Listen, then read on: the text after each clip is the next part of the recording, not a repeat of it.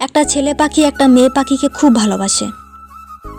হঠাৎ একদিন মেয়ে পাখিটি পায়ে খুব ব্যথা পেয়ে পা হারালো। মেয়ে পাখিটি কাঁদতে কাঁদতে ছেলে পাখিকে বলল, তুমি আমাকে ছেড়ে চলে যাবে না তো? ছেলে পাখিটি একথা শুনে তার নিজের দুটি টানা কেটে বলল, এবার তো আমি চাইলেও তোমাকে ছেড়ে যেতে পারবো না। একদিন বড় একটা তুফান এসে তাদের ঘর ভেঙে দিল। তখন ছেলে পাখি মেয়ে পাখিকে বলছে,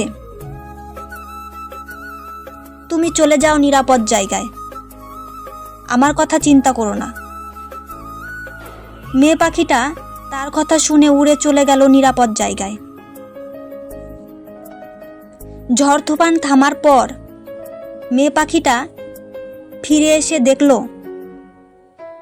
ছেলে পাখিটা মরে পড়ে আছে। পাশে মাটিতে লেখা ছিল, তুমি যদি একবার বলতে আমি তোমাকে ছেড়ে যাব না, তাহলে আমি ঝড় তুফান উপেক্ষা করে বেঁচে থাকতাম শুধু তোমার জন্য।